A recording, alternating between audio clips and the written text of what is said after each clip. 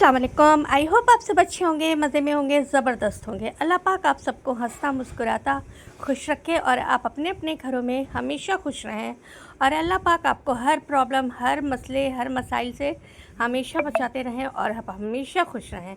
आमीन।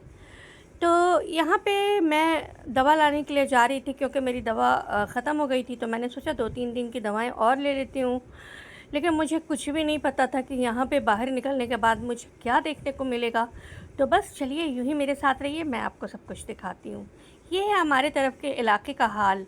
हमारे घर से थोड़ी दूर जाने के बाद से कोई रिक्शे वाला नहीं मिल रहा है या आप पैदल भी नहीं जा सकते। एक तरफ का पूरा रास्ता तोड़ दिया गया है और सब्ज़ी बाग की तरफ जाने का जो रास्ता होता है वो बिल्कुल ही ख़त्म हो चुका है हमारे तरफ से।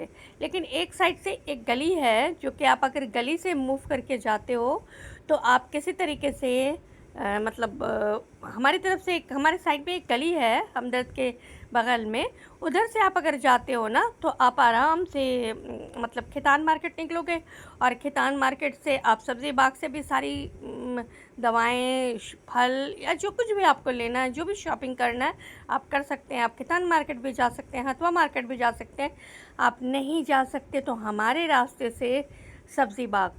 तो यहाँ पे मैं रिक्शे पे बैठ गई थी, दूसरे रास्ते से मैं निकली और इधर से ही गाड़ियाँ आ रही थी और इधर से ही गाड़ियाँ जा रही थी।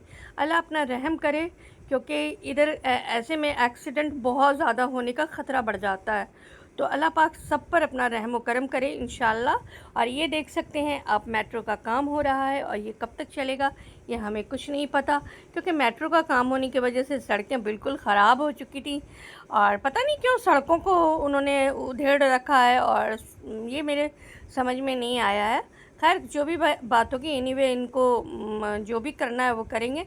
सड़कों को हो सकता है, सड़कें बहुत ख़राब हो चुकी हैं, इतनी ख़राब हो चुकी हैं कि सड़कों पे रिक्शे, गाड़ियाँ, सारी चीज़ें चलना मुश्किल हो जा रहा है इस वजह से। तो सबसे ज़्यादा अफ़सोस इन लोगों का लगता है जो रोड पे लगाते हैं अपनी शॉप या जिनकी रोड के किनारे शॉप है, होटल्स हैं। ये सारी चीज़ें बहुत अफ़सोस लग रही हैं इन लोगों पे, लेकिन क्या करना है, क्या कर सकते हैं आप।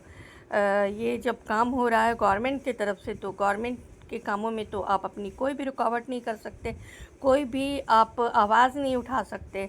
तो इस वजह से, और अच्छा है सड़कें बन जाएंगी तो गाड़ियाँ आने जाने में भी आसानियाँ पैदा हो जाएंगी, वरना बड़ा मसला हो जाता था इस वजह से।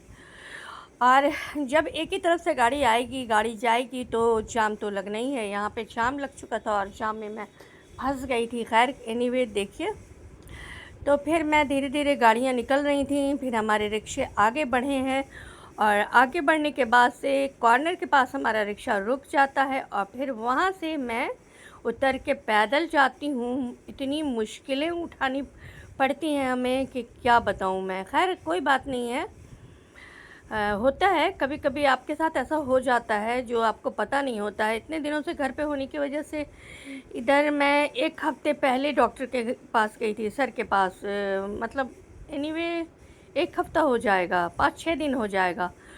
तो मैं उनको दोबारा दिखाने 5-6 दिन पहले गई थी।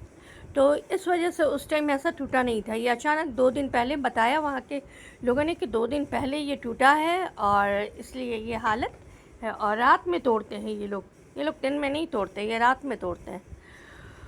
तो खैर हम सब क्या कर सकते हैं। लेकिन मैं अपने व्लॉग के ज़रिए अपने तमाम लोगों को, यूट्यूबर्स को बताना चाहती हूँ कि देखिए यहाँ के रास्ते कितने ख़राब हो चुके हैं।